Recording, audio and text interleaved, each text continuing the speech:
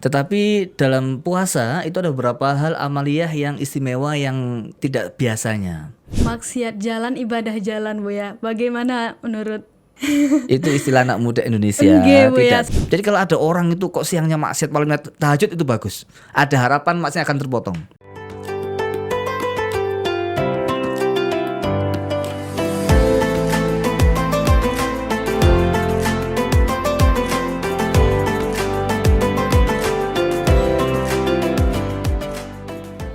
Assalamualaikum warahmatullahi wabarakatuh. Halo sahabat kampus dimanapun berada, semoga teman-teman semuanya sehat selalu. Alhamdulillah kita sudah kedatangan tamu yang sangat luar biasa pada kesempatan kali ini. Di tengah-tengah kesibukan beliau yang sangat luar biasa, kita sudah kedatangan Buya Dr. Nasrullah MTHI. Selamat datang Buya di Maliki Podcast. Matur nuwun rawuhnya. Karena pastinya sangat sibuk tapi menyempatkan hadir untuk berbagi ilmu pada kesempatan kali ini. Ya alhamdulillah kita sudah beberapa hari menjalankan ibadah puasa Buya. Nah, pastinya tentu sangat banyak pertanyaan yang ingin saya tanyakan kepada Buya. Yang sebagaimana diketahui Buya ini, teman-teman sahabat kampus semuanya, beliau sangat alim ahlul Quran. Semoga kita semua bisa mengikuti jejak beliau, mengamalkan dan bermanfaat bagi sesama. Oke Buya, membahas mengenai puasa, kulo ingin bertanya kepada jenengan, jadi esensi dari puasa itu sendiri apa sih Buya? Tentunya sebenarnya ini udah banyak dibahas, tapi Nadia ingin mendengarkan dari Buya langsung. Ya, baik, terima kasih Mbak Nadia yang memberikan kesempatan saya untuk berbagi ilmu dan sharing pengetahuan dan silaturahim di sini tentang masalah puasa. Jadi memang sudah digariskan oleh Allah Subhanahu wa taala, sudah pakemnya.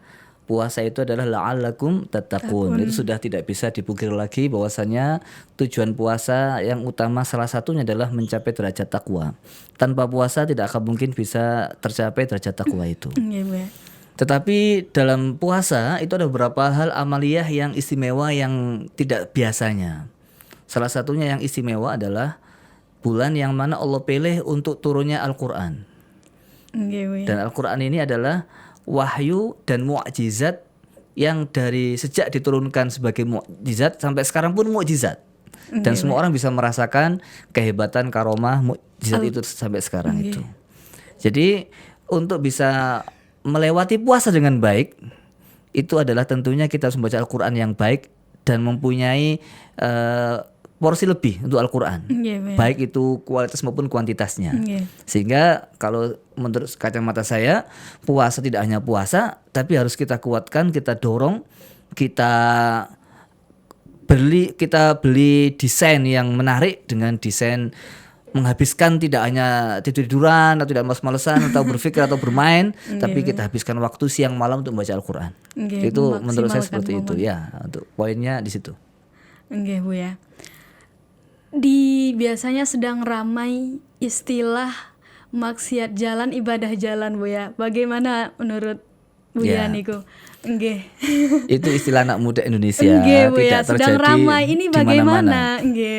Sesungguhnya setiap ibadah jika dikerjakan dengan baik dari hati, dengan sendirinya otomatis itu, andaikan si pelakunya tidak minta, andaikan ya, tapi enggak, andaikan si pelakunya tidak minta Allah dijaga dari maksiat, tentu otomatis maksiat enggak akan dia lakukan. Orang yang hatinya sudah ada cinta kepada ketaatan, dia akan benci dengan kemaksiatan. Cinta maksiat dan cinta taat enggak akan pernah berkumpul dan mustahil. Tidak ada ceritanya. Maka kalau ada orang maksiat jalan, taat jalan, itu hanya kalimat-kalimat mungkin guyonan yang tidak terjadi real di masyarakat. Kalaupun ada itu ya orang-orang yang iseng saja. Kalaupun itu dia melakukan ketaatan sebagai apa? Dia melakukan ketaatan hanya formalitas, tidak dari hati, atau dia ada tuntunan, tekanan atau sebagai model atau ikut-ikutan dan gak akan berjalan lama.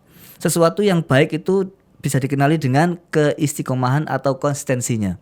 Jika itu sekedarnya, maka belum dianggap sesuatu yang mendominasi atau mencerminkan seseorang tersebut. Jadi kalau orang sudah cinta taat, dia pasti akan benci maksiat. Pasti itu. Jadi itu gak akan terjadi. Terus begini sedikit Mbak Nadia.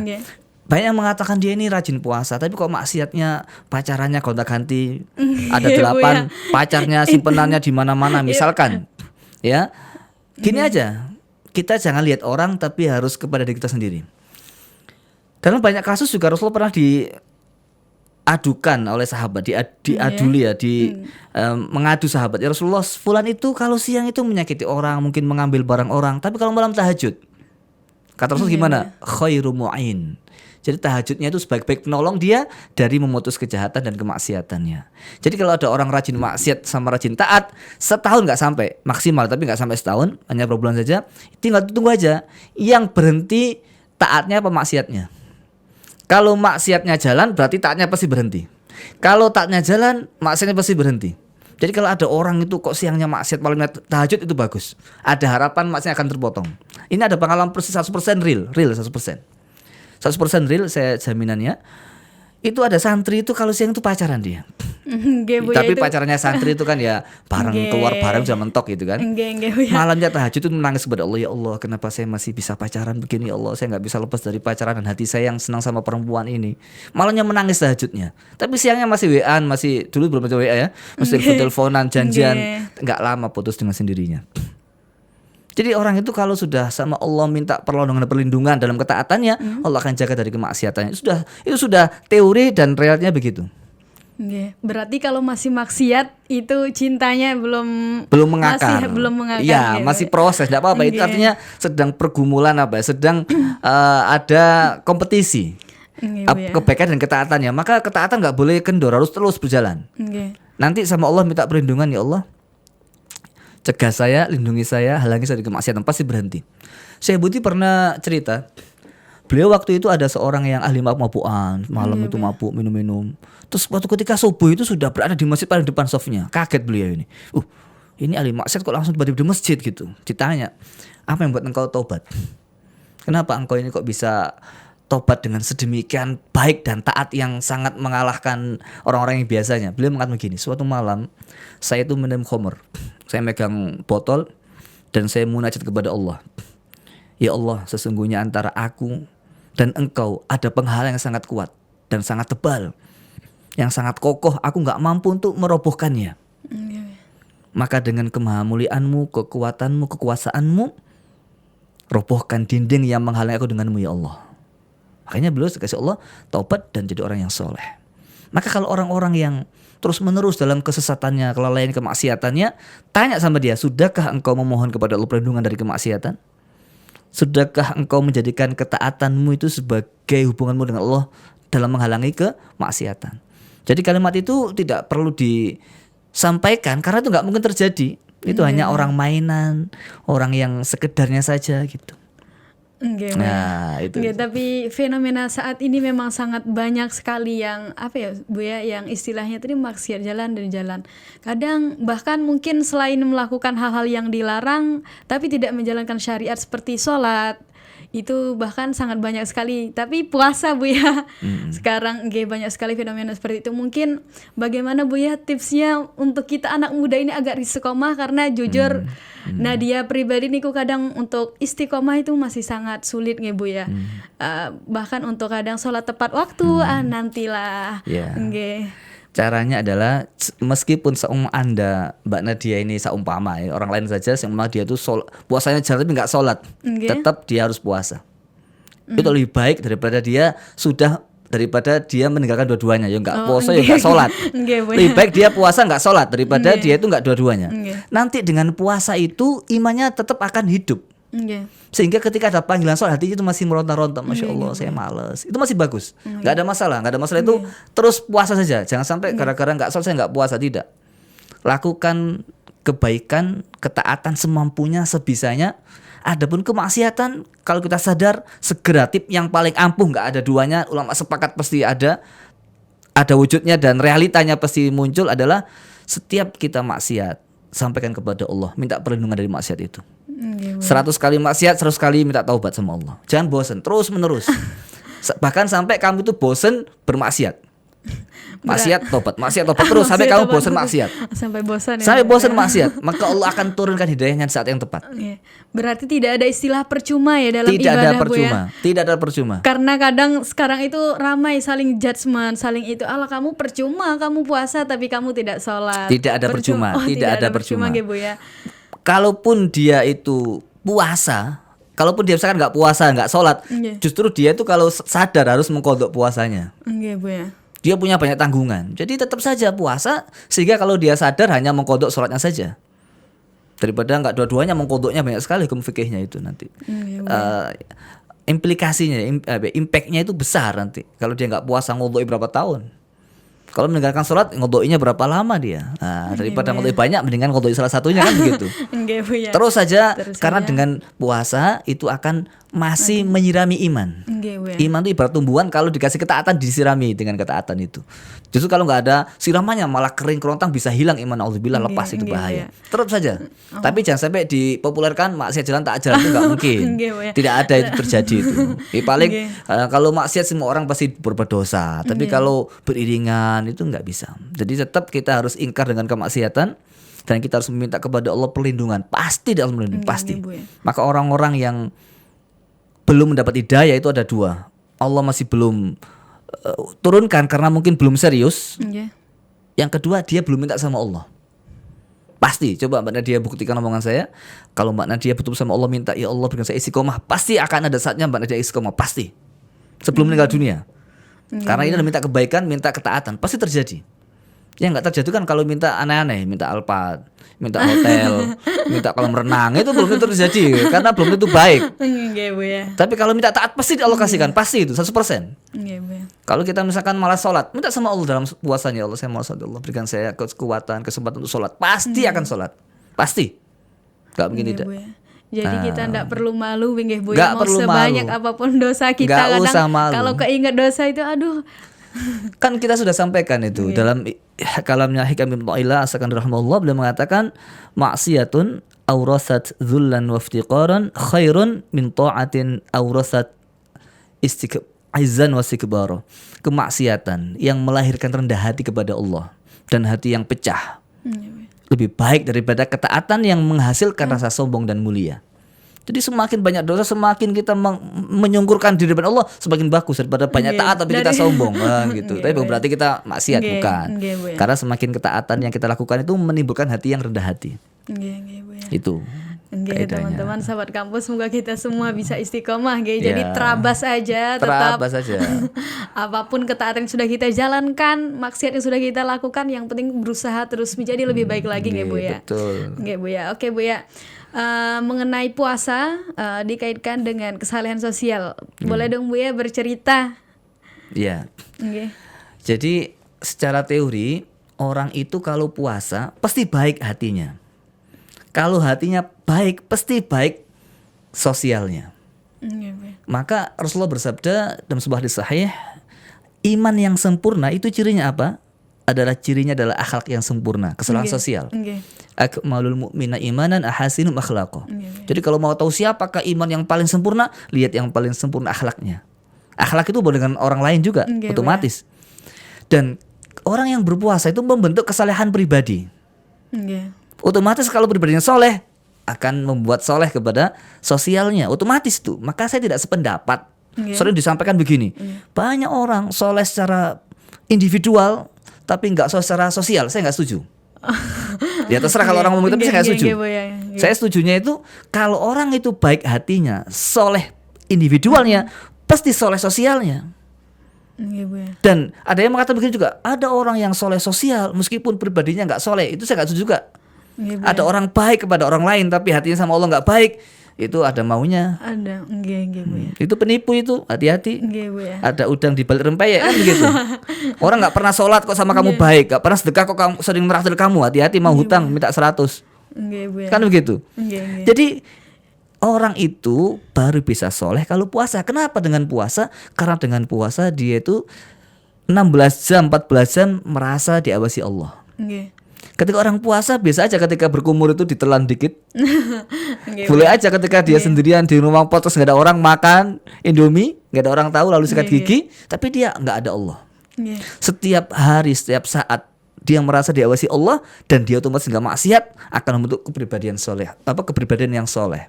Nggih. Kepribadian yang soleh memancarkan, memantulkan kesalehan sosial. Nggih, Bu ya. Jadi istilah yang paling tepat untuk orang, Bu ya, tapi karena saya pribadi pernah menemukan beberapa teman memang yang tahajudnya rajin, Bu ya, yang benar-benar urusan nggih hablum minallahnya sangat bagus. Tapi nggih niku tadi sosialnya nggih kepada teman-teman nggih kadang nggih Kurang. ya pelit nggih. Ya. Jadi istilah yang paling tepat niku apa? Kalau dibilang soleh, Bu ya, tidak Bagus. setuju. Jadi nggih. Begini, Atau apa yang salah sebenarnya, Bu ya? ya. Satu yang temannya Mbak Nadia lihat itu, yang Mbak Nadia lihat temannya, Nggih. satu boleh jadi dia itu tahajudnya masih belum lama, masih belum istiqomah. Nggih, Bu ya. Yang kedua, dia masih proses. Nggih. Orang itu kalau soleh sosialnya mudah dinasehati. Mungkin dia sekarang pelit, kita nggak tahu 5 tahun ke depan. Nggih, Bu ya. Banyak orang yang pelit menjadi dermawan dan sebaliknya. Nggih. Orang dermawan itu padahal pelit. Banyak orang itu yang kita lihat sama temennya loyal, Nggih. tapi sama keluarganya, adiknya, ibunya nggak pernah ditraktir. Itu banyak sekali juga. Nggih, Bu ya. Ada orang yang mungkin saya lihat sendiri juga, mungkin teman kita jarang traktir, tapi masya Allah dia menghidupi banyak anak yatim, dia menghidupi banyak keluarganya, dia mentanggungkan ponaan-ponaannya. Saya tahu sendiri begitu. Oh, nggih, Bu ya. Dia kelihatan nggak jarang traktir orang, jarang bergaul dengan orang, tapi tanggungannya banyak sekali. Dan dia banyak infaknya itu. Kita nggak tahu. Nggih, Bu ya, kita nggak- Maka boleh jadi dia itu mungkin sama temennya biasa-biasa aja, Nggih. tapi sama keluarganya, masya Allah mungkin gajinya dikasihkan semuanya. Kita nggak tahu. Nggih, Bu ya. Maka kita nggak usah lihat orang lain, diri kita sendiri. Mbak Nadia Nggih, Bu, buktikan aja lah. Coba Mbak Nadia rajin puasa Senin Kamis misalkan ya, rajin Nggih, Bu. tahajud, istiqomah, baca Quran istiqomah, pasti akan soleh.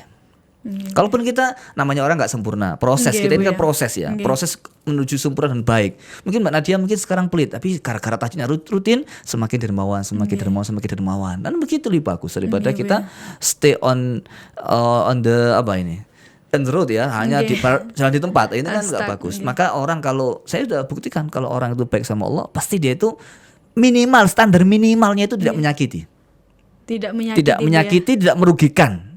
Itu standar minimalnya. Selebihnya nggak usah nilai orangnya. Nggih, Bu ya. Itu menurut saya seperti itu. Oke. Tapi kalau sampai di titik yang memang mungkin cara bicaranya itu kadang menyakitkan, Bu ya. Ya. Nggih.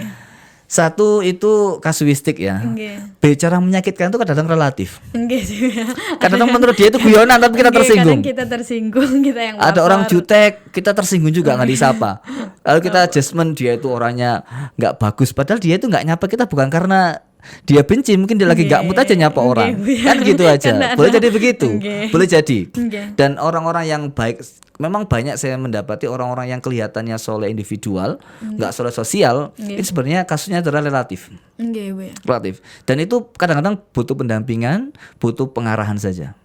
Jadi ada ilmu, mungkin dia suruh nyapa kalau ketemu sama orang. Mungkin dia nggak ngerti kalau nyapa itu penting.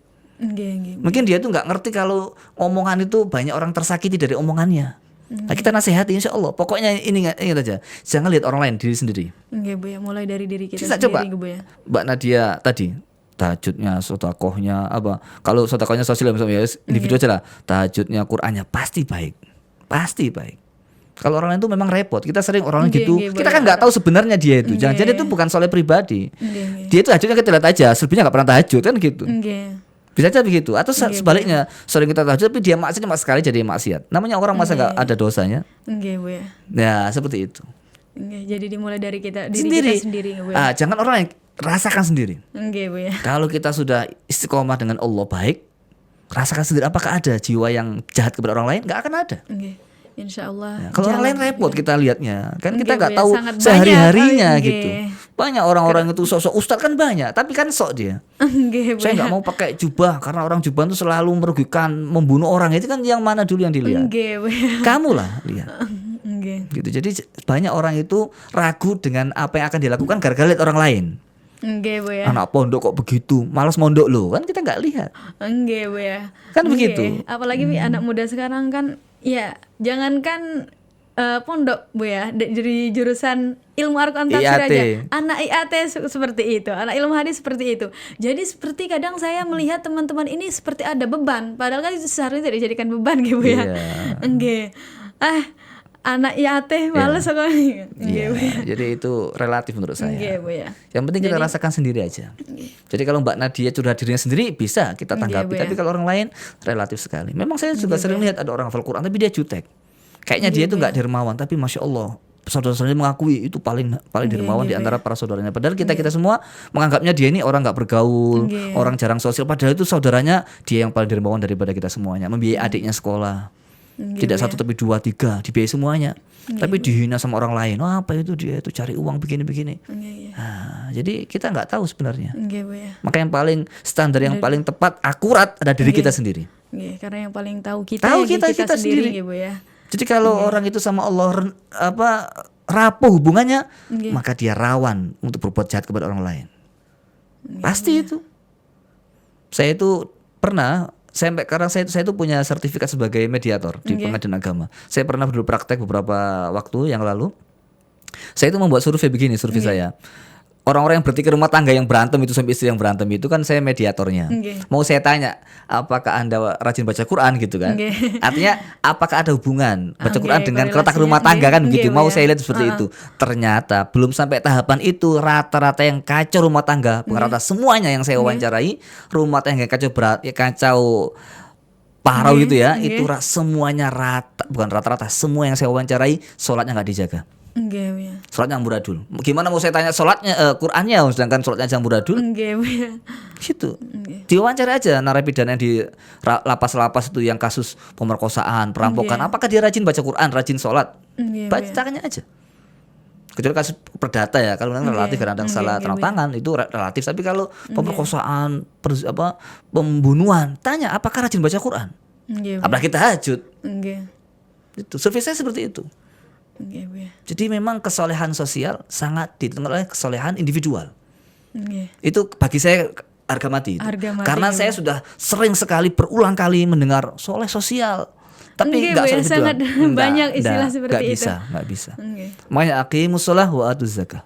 Ulama sudah mengatakan man aslaha bainahu bainallah aslahallahu ma bainahu bainan nas. Orang itu kalau berbagi hubungan dengan Allah, Allah akan berbagi hubungan dengan manusia. Sejelas. Orang kalau berbagi hatinya, Allah berbagi akhlaknya dan tubuhnya. Orang itu bisa ketahuan dari gerak-geriknya hatinya. Orang nggak bisa sok-sok alim. Meskipun hati dibungkus pakai imamah, tasbih, sorban, siwakan, jenggoten. Kalau orang itu hatinya nggak bagus, orang bisa merasakan itu. Jadi hati itu kesalahan individual akan tercermin dengan sosialnya. Dimulai dari hati kita, jangan orang lain, kita rasakan kamu sendiri. Gitu. Oke, baik Bu ya. Puasa dengan kesolehan sosial teman-teman. Selanjutnya Bu ya, kita pengen tahu dong amalan yang Bu ya mungkin bisa berikan ke teman-teman selama untuk puasa Ramadan ini Bu ya. Karena tentunya sangat banyak amalan-amalan. Amalannya pasti terjadi, pasti berhasil, pasti sukses. Bu ya. Bulan Ramadan, bulan Quran. Mulai Ramadan ini, seterusnya sampai setelah Ramadan, hari-hari berikutnya, jangan sampai melewati hari tanpa baca Quran. Baca Quran pagi dan sore. Berapa juz? Masing-masing orang punya kesibukan, keadaan berbeda-beda. Sesuaikan dengan diri kalian. Mampunya 1 juz silahkan, mampunya 2 juz silahkan, mampu 5 juz silahkan. Tapi jangan sampai melewati hari tanpa baca Quran. Saran saya harus buat komitmen minimal itu 5 halaman misalkan. Itu harus 2 menurut saya, pagi dan sore atau malam. Pagi 5 halaman, sore 5 halaman. Pagi 1 juz, sore 1 juz. Seserah, masing-masing orang punya kesibukan sendiri. Tapi harus baca Quran. Kalau sudah baca Quran setiap hari, buktikan, rasakan. Kesolehan lama-lama akan terbentuk. Proses, saya juga proses, saya juga belum soleh, tapi insya Allah saya berjalan menuju kepada kesolehan yang sesungguhnya. Jadi gak ada orang sempurna kesolehannya, tapi buktikan saja. Dalam waktu 3 bulan kamu akan merasa sedikit-sedikit kejelekanmu, kemaksiatanmu hilang, sedikit-sedikit. Kalau langsung hilang nanti mati. Kan gak ada PR-nya. Pelan-pelan tuh hilang. Hilang. Kalau ngaji Quran yang ikhlas karena Allah. Yang ikhlas, yang khusyuk, tadabbur. Tadabbur itu yang gak harus tahu artinya, tidak harus ya. Memang kalau tadabbur itu tahu artinya. Tapi paling tidak kalau kita nggak tahu artinya, kita itu merasa berdialog dengan Allah, munajat dengan Allah. Ya Allah, perbaiki hidup saya ya Allah. Kenapa saya masih pelit ya Allah? Kenapa saya masih suka marah? Kenapa saya suka nggak terima? Itu manusiawi, proses. Tapi lama-lama pastikan akan hilang semua sifat buruknya. Tapi ya proses. Mungkin tahun ini hilang pelitnya, tahun depan hilang marahnya, tahun depan lagi hilang juteknya, tahun depannya lagi hilang egoisnya. Kan pelan-pelan, nggak bisa langsung. Itu udah bagus. Maka kalau orang itu individual kesolehannya dijaga, pasti akan soleh secara sosial. Jadi amalannya apa Buya untuk Ramadan ini? Komitmen, jaga konsistensi, punya etikat dan ikatan dengan Quran yang kuat. Apapun yang terjadi harus baca Quran pagi dan sore. Kalau sekarang lupa, besok tambahi lagi di kodok. Maka dipastikan kita akan soleh secara pribadi dan akan soleh secara sosial, dan hidup kita menjadi mudah, hati tenang, pikiran lapang, dompet ada isinya. Amin, amin, amin, amin. Insya Allah. Oke. Terakhir Buya mungkin minta tips dan trik Buya, atau juga pesan dan kesan buat sahabat Maliki dimanapun berada, karena banyak teman-teman tentunya ingin sekali mendengarkan pesan dari Buya. Nggih Buya, pesan dan kesan, nggih, dan tips mungkin karena sekarang zaman nggih yang era digital dan yang lain, apalagi anak muda sekarang sangat mudah terbawa oleh perkembangan zaman gitu ya. Nah, bagaimana mungkin tipsnya agar kita anak muda ini mungkin istiqomah, karena mungkin kan kalau anak muda itu masih banyak ingin coba-cobanya Bu ya. Ingin tahu ya, penasaran. Ingin tahu, penasaran, nggak apa-apa, coba masih muda. Ya, pesan saya juga masih muda kan. Sesuatu yang kita belum tahu silahkan dicoba aja. Selama tidak haram kan begitu. Mau jalan-jalan touring, naik gunung silahkan aja. Yang seperti itu halal ya. Yang penting jangan sampai menjurus kepada keharaman. Kalau saran saya itu aja. Yang selanjutnya, ini baik mau ketinggian nggak? Ini nggak ketinggian. Berusahalah sekuat tenaga untuk senantiasa ingat kepada Allah. Zikir kepada Allah, Allah, astagfirullah. Pokoknya ingat Allah, usaha saja. Urusan nanti lupa, ingat lagi, lupa, ingat nggak apa-apa, terus menerus. Ingatlah Allah di mana berada. Allah, astagfirullah, astagfirullah. Hadirkan Allah dalam setiap aktivitas kita. Dalam setiap nafas kita, usahakan Allah hadir dalam diri kita. Allah, Allah, Allah, astagfirullah, astagfirullah. La ilaha illallah Muhammad Rasulullah. Pokoknya itu aja. Maka hidup kita itu seakan-akan ada yang menolong, ada yang mendorong dalam banyak aktivitas kita. Itu dalam segi hati. Wis, kita pelit, ya Allah saya kok pelit, ya Allah saya kok egois, ya Allah saya kok habis marah. Nggak apa-apa, terus menerus. Kita terus menerus hadirkan Allah, ya Allah, astagfirullah, astagfirullah, astagfirullah, terus menerus. Allah, Allah, Allah. Di mana pun berada, itu saja. Paksa, biasakan. Kalau kita sudah biasa, itu menjadi ketagihan. Kalau nggak begitu nggak enak. Nah, gitu. Manusia itu kan dibentuk oleh kebiasaan. Kebiasaan yang kita membentuk. Jadi muter, cycle. Selanjutnya tipnya tadi baca Quran. Yang kedua, jangan sampai tinggalkan 2 wirid yang sederhana ini. Siapapun kalian. Jaminan saya, bukan jaminan saya, artinya saya ngomong ini ya. Tapi ini kan Allah minallah dari hadis kok, nabinya. Jangan tinggalkan selawat minimal 500, istighfar 500 per hari. Hidup akan mudah. Itu saja, pegang dan buktikan setiap hari, setiap saat, dan setiap bertambahnya tahun kita semakin baik. Dalam hal apa saja. Kullu syai' bila khilaf bila istisna. Pegang itu, baca Quran, salawat, istighfar, hadirkan Allah dalam hati kita. Buktikan sensasinya. Buktikan kenikmatannya, keajaibannya, dan kemudahan hidup kita dengan mengamalkan tadi itu. Sudah, itu saja, nggak usah banyak ceramah, nggak usah banyak teori. Lakukan, Allah akan menuntun dalam kebaikan yang akan kita lakukan. Itu saja. Jadi pada intinya sebanyak apapun maksiat, jangan lupa kembali kepada Allah, Bu ya. Jangan pernah merasa kotor dan yang lain. Maksiat tobat, maksiat tobat. Terus sampai bosan maksiat. Gitu. Dan jangan lupa melibatkan Allah, insya Allah nanti hidup kita akan dipermudah dan tapi akan harus yakin itu Bu. Pasti, nggak usah yakin pun pasti, tapi jangan mengingkari kan gitu. Kadang-kadang gimana yakin kalau kita nggak coba aja pasti yakin. Oh iya nih, tipnya tadi saya lagi, kalau minum begini, ini istimewa. Kalau minum itu begini caranya. Jadi kita minum itu baca bismillah. Bismillah saja, nggak pakai rohim, bukan nggak boleh. Itu ijazahnya memang. Bismillah diminum, alhamdulillah. Bismillah, alhamdulillah. Bismillah, alhamdulillah. 3 kali harus begitu. Selama air itu dalam tubuh kita, Allah akan jaga dari kemaksiatan. Kepin aja enggak? Buktikan. Minum caranya begitu. Bismillah, alhamdulillah. Bismillah, alhamdulillah. 3 kali. Bismillah, alhamdulillah. Bismillah, alhamdulillah. Selama air ada dalam tubuh, maka kita enggak akan maksiat. Dan jika seorang dari maksiat dan pikiran maksiat, Mungkin untuk pertama kan detoksifikasi ya, Nggih. dibersihkan dulu semuanya, baru kalau sudah ini isi airnya Bismillah, alhamdulillah semuanya, wah kita masya Allah, maksiat itu kita sudah malas, gratis saja nggak mau. Nggih, Bu ya. Nah itu, Nggih. itu Oke, resep ya. teman-teman. Nggih, ini udah ada resep langsung kita dari Ya. Bu ya. Alhamdulillah teman-teman, ini satu keberuntungan karena Bu ya memberikannya di Maliki Podcast kali ini. Jadi setiap minum Bismillah, alhamdulillah, nggih Bu Bismillah, ya. alhamdulillah, Nggih. Bismillah, alhamdulillah, 3 kali. Oke, sholawat, istighfar, jangan lupa libatkan Allah dimanapun, kegiatan apapun. Insya Allah nanti kita akan menjadi orang yang dekat selalu dengan Allah dan hidupnya dipermudah. Nggih Bu ya, matur Nggih, nuwun sami-sami. sangat sudah hadir di Maliki Podcast kali ini di Sami-sami. tengah kesibukannya. Alhamdulillah, nggih, Nggih, terima semoga kasih. next bisa datang lagi nggih Bu Amin, ya. amin, Tentunya amin. sangat banyak pertanyaan-pertanyaan yang ingin kita lontarkan kepada Bu ya. Nggih. Nggih, monggo. Oke Bu ya.